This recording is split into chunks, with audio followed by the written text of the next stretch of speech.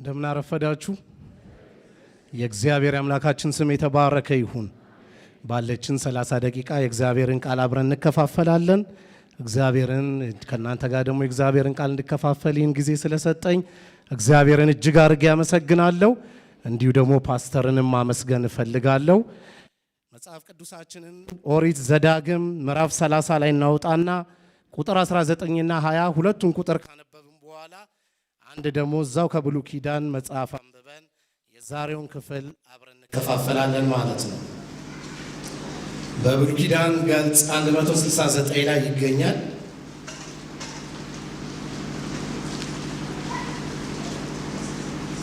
ዘዳግም ምዕራፍ 30 ቁጥር 19ና 20 እንደዚህ ይላል። በጌታ በኢየሱስ ስም አነባለሁ።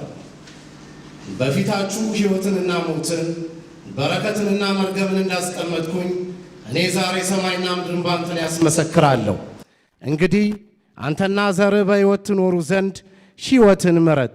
እግዚአብሔርም ለአባቶች ለአብርሃምና ለይስሐቅ ለያዕቆብም እንዲሰጣቸው በማለላቸው በምድሪቱ ትቀመጥ ዘንድ እርሱ ሕይወት የዘመን ርዝመት ነውና አምላክ እግዚአብሔርን ተወደውና ትጠብቀውም ቃሉንም ትሰማ ዘንድ ምረጥ ይላል። ዛሬ የምንከፋፈለው ስለ ምርጫ ነው። ዛሬ ለማካፈለው የሰጠሁት ርዕስ ምርጫችን ፍጻሜያችንን ይወስናል የሚል ነው። ወደድንም ጠላንም እዚህ ዛሬ የተገኘነው የዛሬ 10 ዓመት፣ የዛሬ 20 ዓመት፣ የዛሬ 5 ዓመት በመረጥነው ምርጫ ነው። ስለዚህ ዛሬ የምንመርጠው ማንኛውም ነገር ነጋችንን ይወስናል። በመጽሐፍ ቅዱሳችን ላይ ብዙ ጥቅሶች አሉ፣ እንዲሁ የብዙ ሰዎች ታሪክ አሉ። ነገር ግን ከአንድ ቤተሰብ ቶሎ ብዬ 5 በመረጡት ምርጫ ምክንያት ያገኘሁትን በረከት፣ በመረጡት ምርጫ ምክንያት ደግሞ የደረሰባቸውን ችግር ከአንድ ቤተሰብ አሳያችኋለሁ። መጽሐፍ ቅዱሳችንን ወደ መጽሐፈ ሩት እናውጣና ከ1 እስከ 6 ብቻ ያለውን ክፍል አንብበን እንጸልያለን። መጽሐፈ ሩት በብሉይ ኪዳን ገጽ 216 ላይ ይገኛል። ከ1 እስከ 6 ያለውን ክፍል አብረን እናነባለን። እንዲህም ሆነ መሳፍንት ይፈርዱ በነበረበት ጊዜ በአገሩ ላይ ራብ ሆነ። አንድ ሰውም ከሚስቱና ከ2 ልጆቹ ጋር በሞዓብ ምድር ሊቀመጥ ከቤተልሔም ይሁዳ ተነስቶ ሄደ። የሰውየው ስም አሚቤሌክ፣ የሚስቱን ስም ኑኃሚን፣ የሁለቱም ልጆቹ ስም ማሎንና ኬሌዮን ነበር። የቤተልሔም ይሁዳ የኤፍራታ ሰዎች ነበሩ። ወደ ሞዓብ ምድር መጡ፣ በዚያ ተቀመጡ። የኑኃሚን ባል አቢሜሌክ ሞተ። እርሷም 2 ልጆቿ ቀሩ። እነርሱም ከሞዓባውያን ሴቶች ሚስት አገቡ። የአንዲቱ ስም ኦርፋ፣ የሁለተኛይቱ ስም ሩት ነበር። በዚያም 10 ዓመት ያህል ተቀመጡ። ማሎንና ኬሌዮን ሁለቱም ሞቱ። ሴቲቱም ከ2 ልጆቿና ከባሏ ተለይታ ቀረች። እርሷም በሞዓብ ምድር ሳለች እግዚአብሔር ሕዝቡን እንደጎበኘ እንጀራም እንደሰጣቸው ስለሰማች ከሞዓብ ምድር ልትመለስ ከ2 ምራቶቿ ጋር ተነሳች ይላል። እንጸልይ። ቅዱስና ዘላለማዊ የሆንክ እግዚአብሔር አምላካችንና አባታችን ሆይ እነሆ ቃልን ገልጠናልና ቃልን የሚያስተምረው በሁላችን ውስጥ ያለው ያ ቅዱስ ቅባት ይህንን ቃል ይገልጽልን ዘንድ በኢየሱስ ስም ጸልያለሁ። ማንም የሚናገር ቢኖር እንደ እግዚአብሔር ቃል መሰረት ይናገር ይላልና እንደ ቃል እናገር ዘንድ እኔንም ተረዳኝ ዘንድ ጸልያለሁ። ጳውሎስ ይናገር የነበረውን ታደምጥ ዘንድ ለሊዲያ ልቧን እንደከፈትክላት ለእያንዳንዳችን መንፈስ ቅዱስ ልባችንን ትከፍትልን ዘንድ ጸልያለሁ። ዝም ብለን ኢንፎርሜሽን ሰምተን ብቻ ሳይሆን ተለውጠን የምንወጣበትን ቃል መንፈስ ቅዱስ ታሰማን ዘንድ ጸልያለሁ። ጊዜውን ሁሉ ለታመንከው ለአንተ አደራ አሳልፈ የሰጠው በክርስቶስ ኢየሱስ ያውና ቅዱስ ስም ጸለይኩ፣ አሜን። እዚህ ክፍል ላይ እንግዲህ 5 ምርጫ ቶሎ ብዬ ካለችን ሰዓት አኳያ አሳያችኋለሁ። ይህ ቤተሰብ በመረጠው ምርጫ ምክንያት የደረሰበትን ችግርና ከዚሁ ቤተሰብ መካከል ደግሞ አንድ ሴት በመረጠችው ምርጫ ምክንያት ያገኘችውን ባርኮት እንመለከታለን። እንግዲህ መጽሐፍ ቅዱሳችን ላይ ዘፍጥረትም ሲጀምር በምርጫ ነው፣ ራእይም ሲዘጋ በምርጫ የተዘጋ መጽሐፍ ነው። እግዚአብሔር አምላክ የፈለግነውን ነገር የመምረጥ ነፃነት ሰጥቶናል። በጣም የሚያሳዝነው ግን የመረጥነው ምርጫ የሚያመጣውን ውጤት የመምረጥ ነፃነት ግን አልሰጠንም። ውጤቱን የሚወስነው የመረጥነው ምርጫ ፕሮሰሱ ነው፣ ራሱ ምርጫውን ውጤቱን የሚያመጣው። እዚህ ጋር እንግዲህ 5 ቶሎ ቶሎ እያልኩኝ የተመረጠ ምርጫ ውጤት ቶሎ ቶሎ ብዬ ያሳያችኋለሁ። የመጀመሪያው በዚሁ በመሳፍንት ዘመን ይህ ታሪክ እንደተፈጸመ ይነግረናል። እነዚህ ሂስቶሪካል ቡክን የታሪክ መጽሐፍቶችን ስንመለከት እያንዳንዱ ቃል ትርጉም ይፈልጋል። ጸሐፊዎቹ ዝም ብለው አላስገቡምና ይሄ ታሪክ ሲጀምር በመሳፍንት ዘመን የተፈጠረ ታሪክ ነው ይለናል። የመሳፍንት ዘመን ደግሞ ምን ይመስላል? እዛው መጽሐፍ ቅዱሳችን ሃርድ ኮፒውን ከያዝን እዛው መጨረሻ ላይ በዚያ ዘመን በእስራኤል ንጉሥ አልነበረም፣ ሰው ሁሉ በፊቱ መልካም መስሎ የታየውን ያደርግ ነበር ይላል። የመሳፍንት ዘመን ይሄ ነበረ ውጤቱ። ምርጫው የቱ ጋር የተመረጠው ስንል መሳፍንት 2:10 ላይ የተመረጠ ምርጫ ነው። ይሄ መጨረሻ ላይ ያስቀመጠልን ውጤቱን ነው። ስለዚህ እዚህ ክፍል ላይ እንግዲህ በዚህ በመሳፍንት ዘመን ቤተልሔም ይሁዳ በምትባለው በይሁዳ ከተሞች ካለችው በጣም ለምለሟ ብዙ እህል የሚገኝባት ቤተልሔም ውስጥ ድርቅ፣ ረሃብ እንደመጣ የመሳፍንት መጽሐፍ ጸሐፊ ይነግረናል። እንግዲህ ዘሌዋውያን ምዕራፍ 26 ላይ ሲነግረን እያንዳንዱ ምድር ላይ የሚሆነው ነገር የሰማዩ ነጸብራቅ ስለሆነ ዘሌዋውያን 26 ላይ እግዚአብሔር እንዴት በምድር ላይ ድርቅ ሊመጣ እንደሚችል ነግሮናል። እንደ ሕጉ ከሄዳችሁ እኔን ከታዘዛችሁ ዝናቡን በወቅቱ ሰጣለሁ ብሏል። በዛው በተቃራኒ ደግሞ ከሕጉ በተቃራኒ ስንሄድ ሰማያትን እንደሚዘጋ እግዚአብሔር በሕጉ አስቀምጦልናል። በመሳፍንት ዘመን እግዚአብሔርና ሕጉ ተገፍቶ ጥግ ስለወጣ በዚህ ቤተልሔም በምትባለው ቤተልሔም ማለት የምግብ ቤት የዳቦ ቤት ማለት ነው። የምግብ ቤት በምትባለው የዳቦ ቤት በምትባለው ቤተልሔም ድርቅ፣ ረሃብ እንደገባ ይነግረናል። በዚህ ሰዓት ነው ይህ ቤተሰብ በፊቱ 2 ምርጫ ተደቀነ። አንደኛ እግዚአብሔር ዘሌዋውያን ላይ በተናገረው መሰረት ንስሐ በዛው ምድር ላይ ተቀምጦ ንስሐ በመግባት እግዚአብሔርን ጉብኝት ማስፈጠን፣ ሁለተኛ አትሂዱ ወዳለው ወደ ሞዓብ ምድር መሄድ። እዚህ ጋር ግን ይሄ ቤተሰብ በቤተልሔም ይሁዳ ሆኖ ንስሐን በመግባት እግዚአብሔርን ከመጠበቅ ይልቅ ወደ ሞዓብ ምድር መሄድ እንደመረጠ ጸሐፊው ይነግረናል። ቅድም እንዳልኳችሁ የፈለግነውን ነገር የመምረጥ ነፃነት አለን። ምርጫው የሚያመጣውን ውጤት ግን የመምረጥ ነፃነት የለንም። ይህ ቤተሰብ ብድግ ብሎ ወደ ሞዓብ ምድር ሄደ። ውጤቱ ምን ሆነ ይለናል እዚሁ ክፍል ላይ። ወደ ሞዓብ ምድር መጡ ይለና ቁጥር 3 ላይ በዚያው ተቀመጡ። የኑኃሚን ባል አቢሜሌክ ምን አለ ይለናል? ሞተ ይለናል። ከቤተልሔም ይሁዳ ሸሽቶ የሄደው ሞት ሞዓብ ቀድሞ ጠበቀው። እግዚአብሔር አትሂዱ ወዳለው ወደ በነገራችን ላይ ሞዓባውያን የሚባሉ ህዝቦች ራሱ በተሳሳተ ምርጫ እንደመጡ መጽሐፍ ቅዱሳችን ይነግረናል። ትዝ ይላችኋል። ዘፍጥረት ምዕራፍ 12 ላይ እግዚአብሔር አምላክ ለአብርሃም እንዲህ አለው፣ ከአባት ቤት ከቤተሰቦች ከሀገር ከዘመዶች ተለይተ እኔ ወደማሳይ ምድር ምን በላለው ውጣ አለው። በጣም የሚያሳዝነው አብርሃም ግን እግዚአብሔር ያለውን ሳይሆን የራሱን ምርጫ መርጦ ሎጥን ይዞት ወጣ ይላል። ምናልባት ያጎቱ ልጅ ስለሆነ አብሮት ስላደገ ሊሆን ይችላል። ከዘመዶች ከቤተሰብን ያለው እግዚአብሔር ዘመዱ ሎጥን ይዞት ሄደ። እዛው የሚቀጥለው ምዕራፍ ላይ ችግር ሲፈጠር ታያላችሁ። ዘፍጥረት ምዕራፍ 13 ላይ እዛው ችግሩ ጀመረ። በሎጥና በአብርሃም እረኞች መካከል ጠብ ተጀመረ ይላል። ከዛ በኋላ እግዚአብሔር አምላክ ለአብርሃም ድጋሚ ይናገረዋል። አብርሃም እንዲህ ያለው ሎጥን፣ እኔ እናንተ ቤተሰብ ስለሆንን በዚህ ሁኔታ መጋጨት የለብንም። አንተ ግራውን ከመረጥክ እኔ ቀኙን እመርጣለሁ፣ የፈለግከውን ነገር ምረጥ ብሎ ምርጫውን ሰጠው። ሎጥ በጊዜው ብልጥ ስለነበረ ዮርዳኖስ ለምለሙን ስፍራ አየና እኔ ያንን እመርጣለሁ አለ። እዛ ያለውን የሰዶምና የገሞራን ግልሙትናና ኃጢአት ሳይ ይህንን እመርጣለሁ አለ። አብርሃም የኛውን መረጠ። ታሪኩን እንደምታውቁት ላሳጠርላችሁም እግዚአብሔር አምላክ ሰዶምና ገሞራ ላይ ያንን ሁሉ ነገር አደረገና ምድሪቱ ላይ ያለውን ሰው ሁሉ አጠፋ። ሎጥና 2 ሴት ልጆቹ ብቻ ቀሩ። ምዕራፍ 19 ዘፍጥረት ምዕራፍ 19 ላይ 2 የሎጥ ሴት ልጆች እንዲህ ብለው ተመካከሩ። እንደምታየው በምድራችን ላይ ሰው የለም፣ ዘር ሳንተካ ልንሞት ነውና አስክረነው ከአባታችን ጋር እንተኛ አሉ። የመጀመሪያዊቷ አሰከረችውና አባቷን ከአባቷ ጋር ታኛች። ይህ የምትመለከቱት ሞዓባውያን የሚባሉ የሞዓብ አባት ሞዓብ መጣ ይላል። እንዲሁ ደግሞ ሁለተኛዋ ደግሞ አባቷን አስከራተኛች። አሞን የሚል ህዝብ ደግሞ መጣ ይለናል። ከዛ በኋላ እነዚህ ሞዓባውያን የሚባሉ በዘመናቸው ሁሉ የቃል ኪዳን ህዝቡን እስራኤልን ሲዋጉ እንመለከታቸዋለን። እንደውም ዘውልቁ ምዕራፍ 25 ላይ በለዓም የሚባል ሟርተኛ ሁሉ ነቢይ ይሏል መጽሐፍ ቅዱስ አስመጥተው እስራኤልን ሊያስረግሙ እንደሞከሩ መጽሐፍ ቅዱስ ይናገራል። እግዚአብሔር በዚህ ስራቸው በጣም ስላዘነ ዘዳግም ምዕራፍ 23 ላይ እግዚአብሔር ለሙሴ እንዲህ ብሎ ነገረው፣ ሞዓባውያን ለ10 ትውልድ በእግዚአብሔር ጉባኤ ውስጥ እንዳይገቡ አለ። እዛ ክፍል ላይ እንደውም እያነጻጸር የሚነገው ከሞዓባውያን ሌላ አሕዛብ አሉ። ለምሳሌ ኤዶማይ ይልና እግዚአብሔር ኤዶማይ ወንድም ነውና አትጥላው ይላል። ግብፃዊ ይልና መጻተኛ ሆነ በሱ ምድር ተቀምጣልና ግብፃዊውን አትጸየፉ ይልና ሞዓባዊውን ግን ይላል ለዘላለም ለሱ ሰላምን አትሻ ከነሱ ጋር እብረት አታድርጉ ብሎ እግዚአብሔር ተናገረ። አቢሜሌክና ቤተሰቡ ግን አቢሜሌክ ማለት እግዚአብሔር ንጉሴ ነው ማለት ነው። እግዚአብሔር ንጉስ ከሆነበት የተስፋው ሕዝብ በሚገኝበት ከተስፋው ምድር የጊዜውን መከራ ለመሸሽ ወደ ሞዓብ ምድር ሄዱ ይላል። ወደ ሞዓብ ለመጠለል ምርጫ አደረጉ ይላል። ምርጫቸው ደግሞ ውጤት አለውና እዚህ ሸሽቶት የሄደው ሞት እዛ ምድር ሲጠብቀው እንመለከታለን። ሁለተኛ ምርጫ ላሳያችሁ።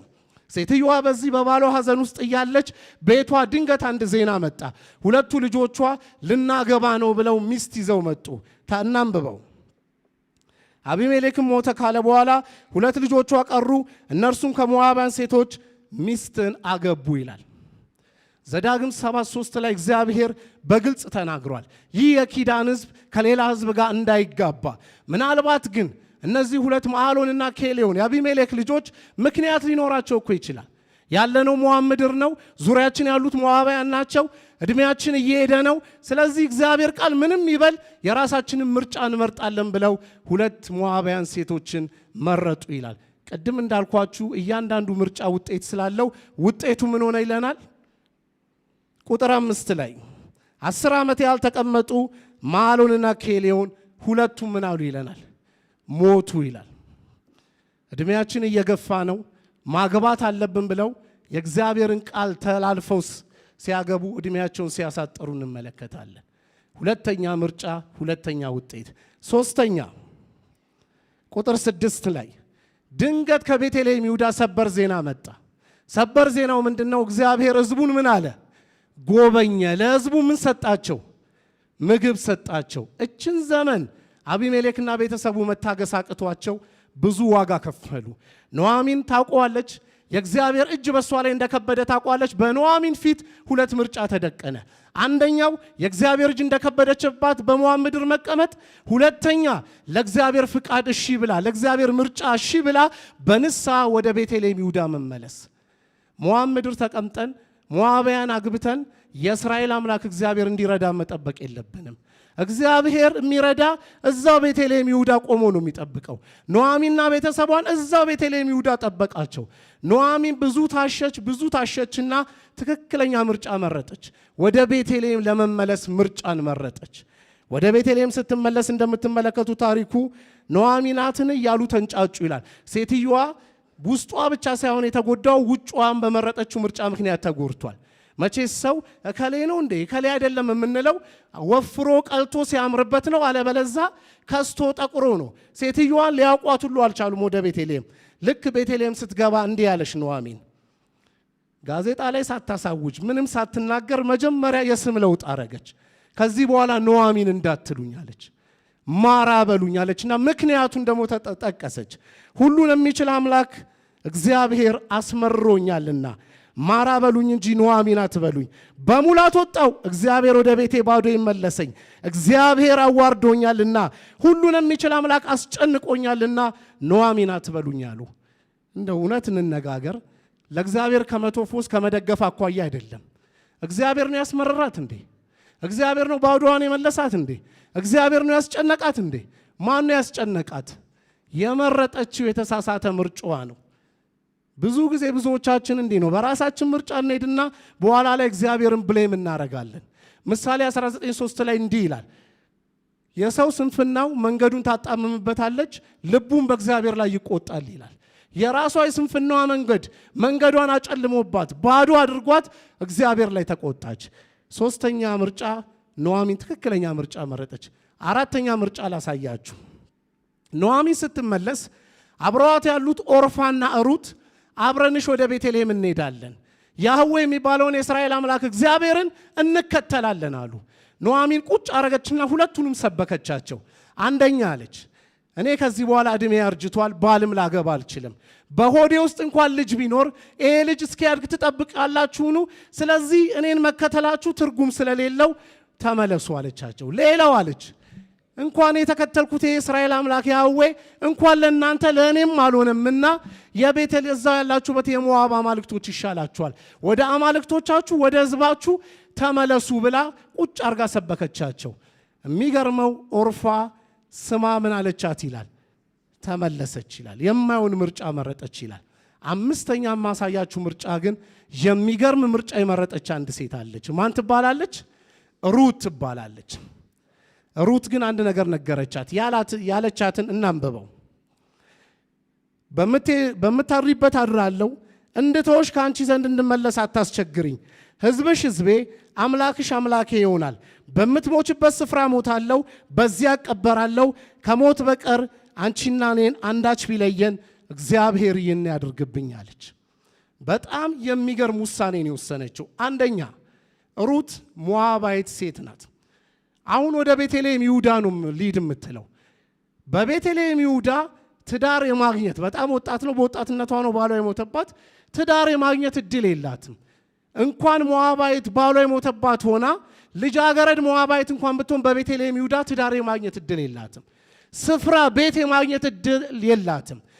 አንድ ያላት ተስፋ ምንድነው? እየቃረመች ዘመኗን መኖር ብቻ ነው።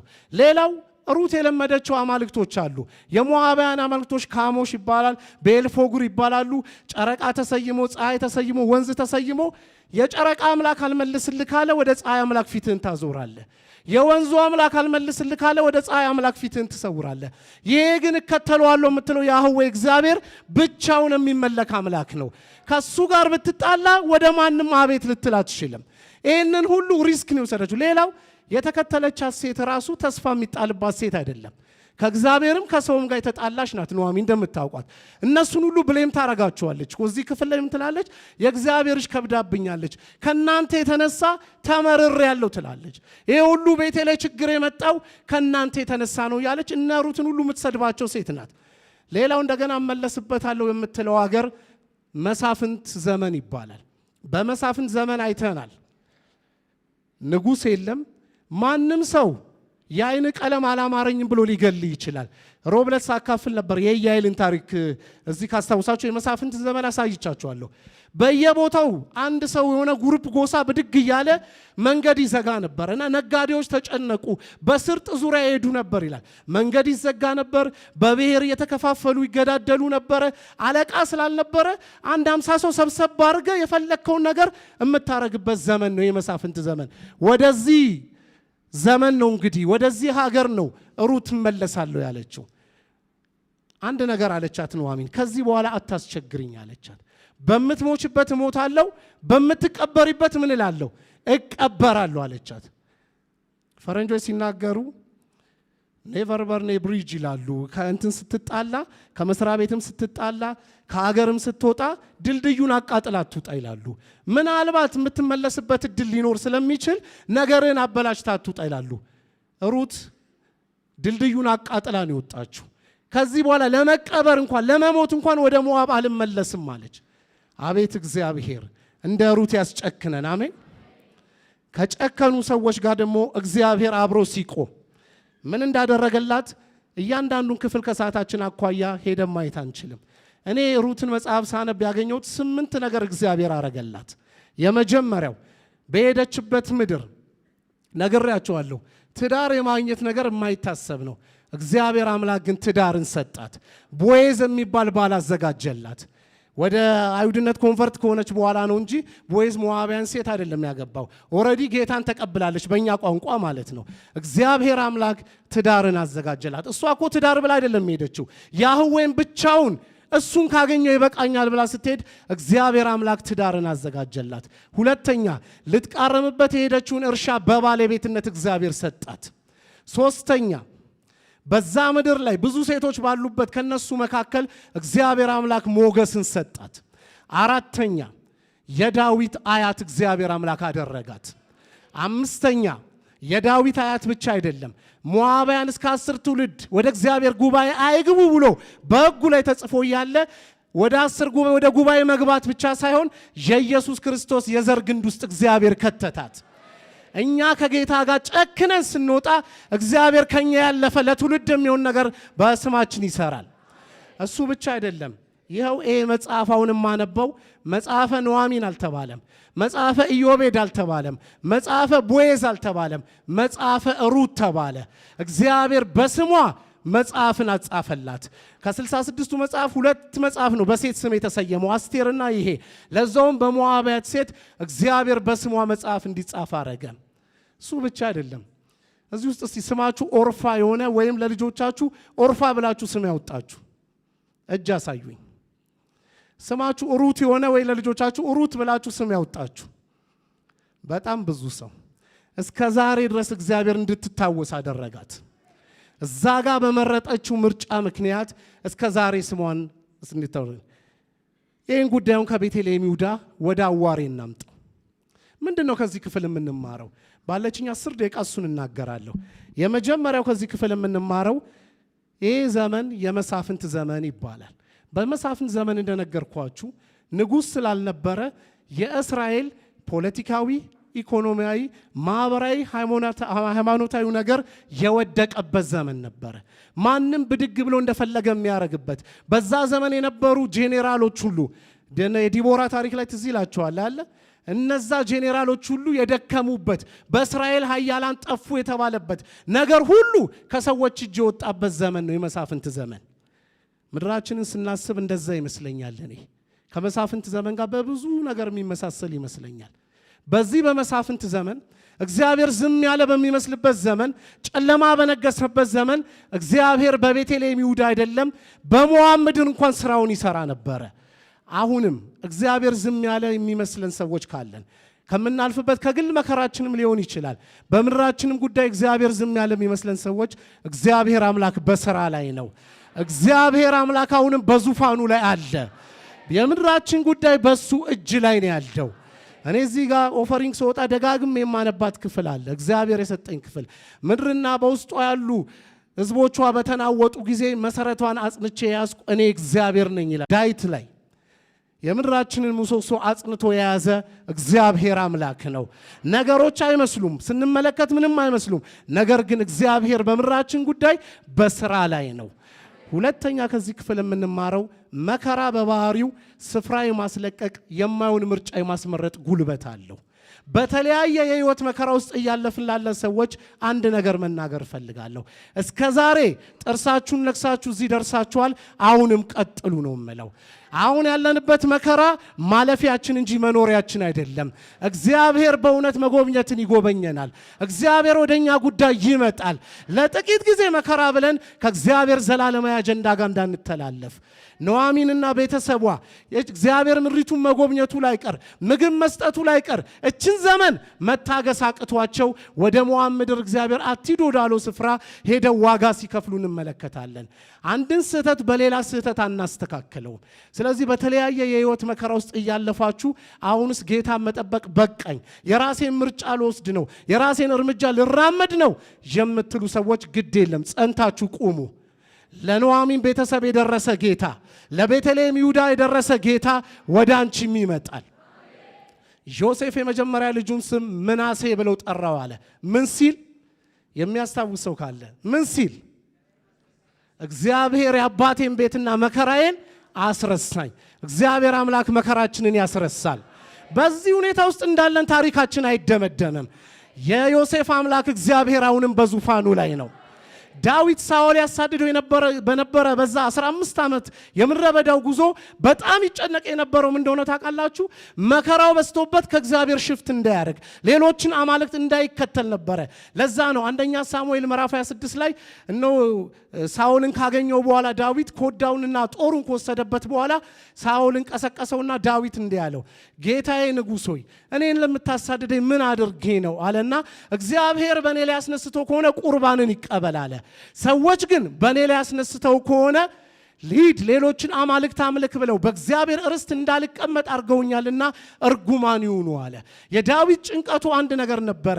መከራው ሲበዛበት ሸሽቶ ወደ ሌሎች አማልክት እንዳይሄድ በእግዚአብሔር ርስት መቀመጥ ስፍራ እንዳያገኝ ይጨነቅ ነበርና ወረድ ብሎ እንዲህ ያለው ደግሞ ሰው ቆቅም በተራራ ላይ እንደሚፈልግ የእስራኤል ንጉሥ ነፍሴ ሊፈልግ ወጥቷልና እባክህ ደሜ ከእግዚአብሔር ስፍራ ተለይቶ አይፍሰስ አለው። እዛው ኢየሩሳሌም ፍጻሜ ይሁን አለ። መከራ ብዙ ጊዜ ከምድራዊ ነገር ብቻ ሳይሆን ሰማያዊውንም አጀንዳ የማስተው አቅምና ጉልበት አለው። ለዛ ነው መዝሙር 17 የዳዊት ጸሎት ይባላል። ዳዊት ሲጸልይ ቁጥር 14 ላይ በተለይ ልብ የምትነካ ነገር ጸለየ። እንዲህ አለ፣ ተስፋቸው እቺው ሕይወት ከሆነች ከዚህ ዓለም ሰዎች ጠብቀኝ አለ። የዚህ ዓለም ሰዎች ተስፋቸው እቺው ሕይወት ናት። እኔና እናንተ ግን ከዚህ ሕይወት ያለፈ ተስፋ ያለንን ንጉሥ አለ የሚመጣ ስፍራ አዘጋጅቶልናል። ኢየሱስ የሚባል ንጉሥ እንጠብቃለን። ለጊዜው መከራ ብለን ከሰላለማዊ አጀንዳ ጋር እባካችሁ እንዳንተላለፍ። ኢየሱስ ዮሐንስ ወንጌል ምዕራፍ 14 ላይ ሲናገር እንዲህ አለ፣ ስፍራ አዘጋጅላችሁ ዘንድ እሄዳለሁ አለና በአባቴ ቤት ብዙ መኖሪያ አለና ስፍራ አዘጋጅላችሁ ዘንድ እሄዳለሁ አለ። እኔ ባለሁበት እናንተ እንድትሆኑ ተመልሼ ሁለተኛ እመጣለሁ እወስዳችኋለሁ አለ። ጳውሎስም ሲናገር በእኛ ሊገለጥ ካለው ክብር ጋር ሲነጻጸር ያውን ዘመን መከራችን ምንም እንዳልሆነ ቆጥራለሁ አለ። ለዚህ ለጥቂት መከራ ብለን ከእግዚአብሔር ዘላለማዊ አጀንዳ ጋር እንዳንተላለፍ ፕሊስ ባካችሁ። ይሄ ያለንበት መከራ ያልፋል። እግዚአብሔር አምላክ ግን የዘላለም ሕይወት የሚባል አለ፣ የዘላለም መንግስት የሚባል አለ። በጉ መብራቷ የሆነበት እግዚአብሔር አብ፣ እግዚአብሔር ወልድ፣ እግዚአብሔር መንፈስ ቅዱስ የሚገኝበት ለዘላለም ከሱ ጋር እንኖራለን። ስለዚህ እዚህ ምድር በሚገጥመን ጥቂት መከራ ከዘላለሙ ከእግዚአብሔር አጀንዳ ጋር እንዳንተላለፍ ሐዋርያው ጳውሎስ ስለ ዴማስ ሲናገር ለፊሊሞና ሲጽፍለት እንዲህ አለ። ፊሊሞና 1:14 ላይ ከኔ ጋር አብረው በወንጌል ሰራተኞች የሆኑት ባለመድኃኒቱ የተወደደው ሉቃስና ዴማስ ሰላምታ ያቀርቡልሃል አለ። በዛ ጊዜ ዴማስ ከጳውሎስ ጋር አብሮ ወንጌልን ይሰራ ነበር። ጳውሎስ በቤት ውስጥ የቁም እስረኛ ሆኖ ነበረ። በኋላ ግን ጳውሎስ በቋሚነት ሮም እስር ቤት ውስጥ ሲገባ የሮም ፍርድ ቤት ሞት ከፈረደበት በኋላ ዴማስ ከዚህ በኋላ ለወንጌልና ለክርስቶስ ዋጋ የምከፍልበት ምክንያት አይታየኝም አለ። ወደ ዓለም ተመለሰ።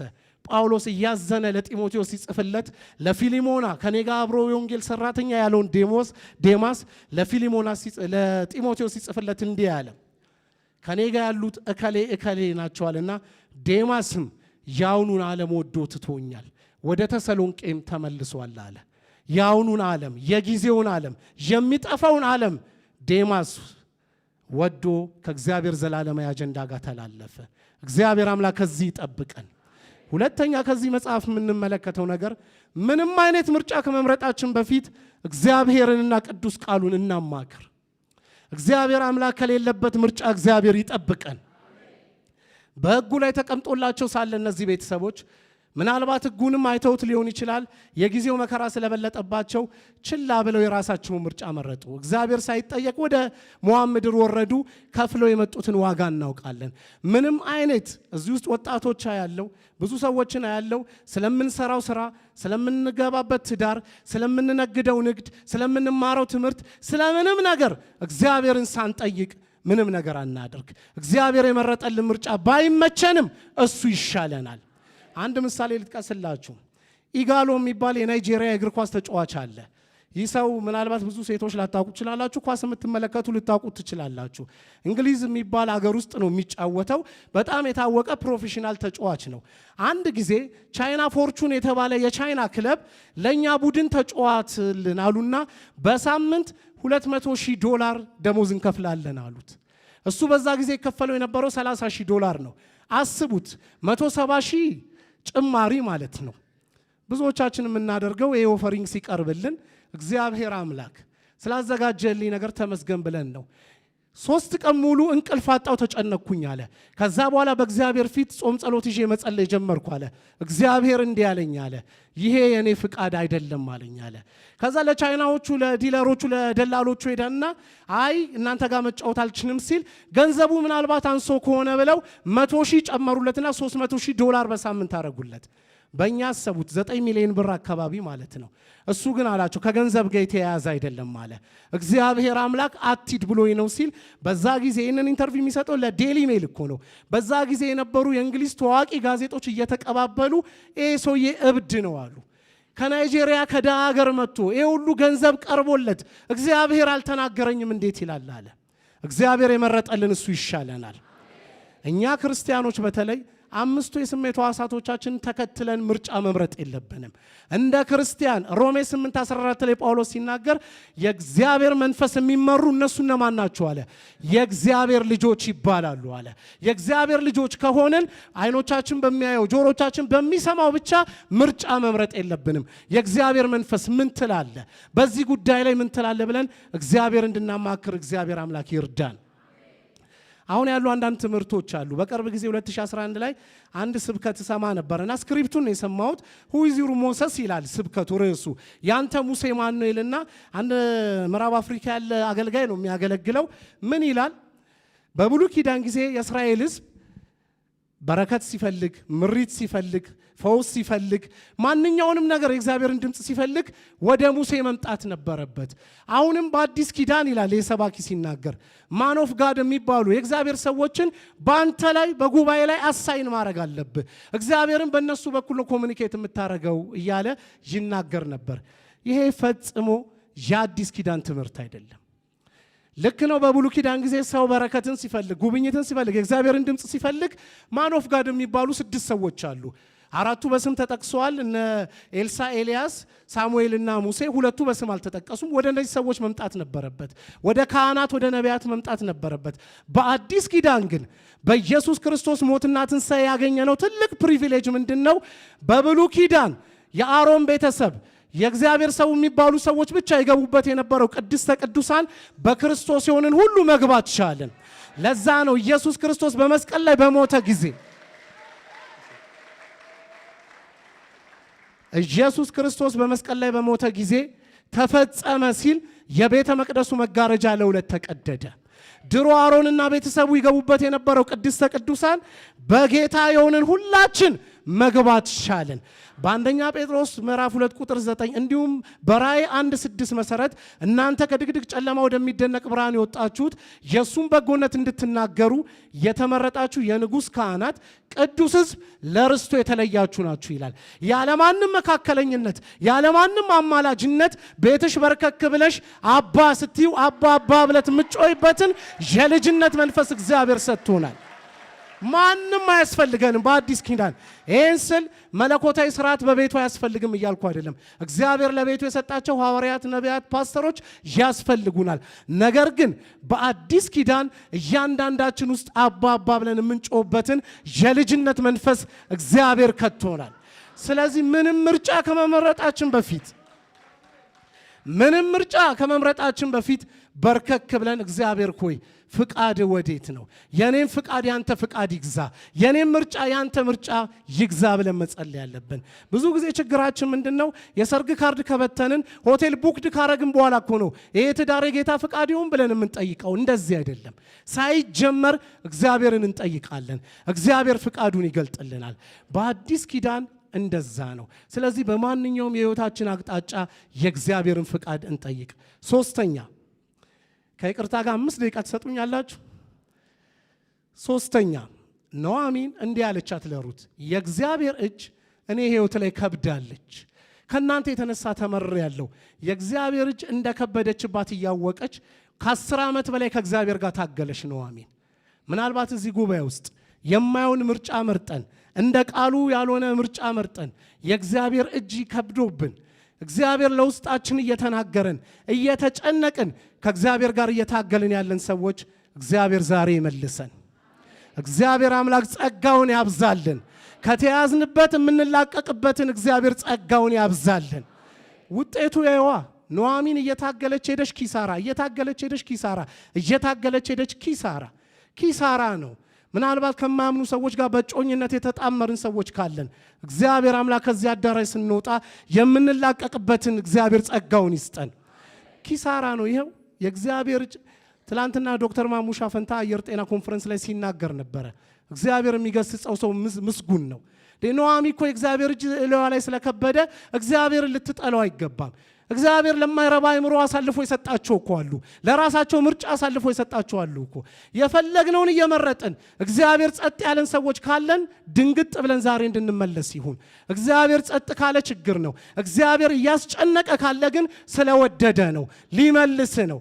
ስለዚህ እግዚአብሔር እጅ በሕይወታችን ላይ እንደከበደ የሚታወቀን ሰዎች ካለን የማያውን እግዚአብሔራዊ ያልሆነ መጽሐፍ ቅዱሳዊ ያልሆነ ነገር ውስጥ ተተብትበን የተያዝን ሰዎች ካለን ዛሬ እግዚአብሔር አምላክ እንድንመለስ ጸጋውን ያብዛልን። የመጨረሻው ከዚህ ክፍል የምንረዳው ምናልባት የሆነ ጊዜ ላይ ከገጠማችሁ መከራ የተነሳ በራሳችሁን ፍቃድ ሄዳችሁ ሊሆን ይችላል። ተሳስታችሁ የማይሆን ምርጫ ውስጥ ገብታችሁ ከዛ ምርጫ ውስጥ ከዛ ነገር ውስጥ ግን ልትወጡ የማትችሉበት ሁኔታ ውስጥ ያላችሁ ሰዎች ለእኔስ ተስፋ አለ ወይ ያላችሁ ላላችሁ ሰዎች ክፍሉ ሲነግረን አሁንም ተስፋ አለ። አሁንም ከእግዚአብሔር ጋር እንጣበቅ እንጂ እግዚአብሔር አምላክ ተስፋ አለ። በሂብሩ እግዚአብሔር ወደ 72 አካባቢ ስም አለው። ያህዌ ንሲ እግዚአብሔር ዓላማዬ ነው፣ ያህዌ ራፋ እግዚአብሔር ፈዋሽ ነው እንደሚባለው አንዱ የእግዚአብሔር ስም መሰላችሁ ያህዌ ኤልጎሞላ ይባላል። እግዚአብሔር የካሳ አምላክ ነው ማለት ነው። እግዚአብሔር የእንደገና አምላክ ነው ማለት ነው። አሁንም ከሱ ሐሳብ ጋር እንስማማ እንጂ እግዚአብሔር ነገራችንን እንደገና ይሰራል። ምናልባት ሰዎች በመረጥሽው ምርጫ ምክንያት የእጇን አገኘች ብለው ሊሆን ይችላል። ኢየሱስ ግን የእጇን አገኘች አይልም። እግዚአብሔር ጥግ ሆኖ ያንቺን ነገር አይመለከትም። ነገርሽን ሊያስተካክል እጁን ይዘነዝራል፣ እጁን ይልክልሻል። ከኛ የሚጠበቀው ምንድን ነው? ከኛ የሚጠበቀው አንድ ነው። ኤርምያስ ምዕራፍ 18 ላይ እግዚአብሔር አምላክ ለኤርምያስ እንዲህ አለው፣ ወደ ሸክላ ሰሪው ቤት ሂድ፣ በዛም መልእክቴን እሰጥሃለሁ አለው። ኤርምያስ ሸክላ ሰሪው ቤት ሄደ፣ ቁጭ አለ። ሸክላ ሰሪው በመንኮራኩሩ ላይ ጭቃውን ይሰራ ነበር አለ። ድንገት የሚሰራው ጭቃ እጁ ላይ ተበላሸ አለ። ሸክላ ሰሪውም እንደወደደ አድርጎ ሌላ ዕቃ አድርጎ ሰራው አለ። ልክ ይህንን ኢቨንት የተመለከተ የእግዚአብሔር ቃል ለኤርምያስ መጣ፣ እንዲህ አለው፣ ሸክላ ሰሪው እጁ ላይ የተበላሸውን ዕቃ እንደወደደ እንደሌላ አድርጎ እንደሰራው የእስራኤል ሕዝብ ሆይ እኔስ በእናንተ መካከል ልሰራ አይቻለኝምን? ጭቃው በሸክላ ሰሪው እጅ እንዳለ እንዲሁ እናንተ በእኔ እጅ ላይ ናችሁ አለ። እቴ የተበላሸብሽን ትዳር፣ የተበላሸብን ቢዝነስ፣ የተበላሸብን ማንኛውንም ነገር ሸክላ ሰሪው እግዚአብሔር እጅ ላይ ያስቀምጠው።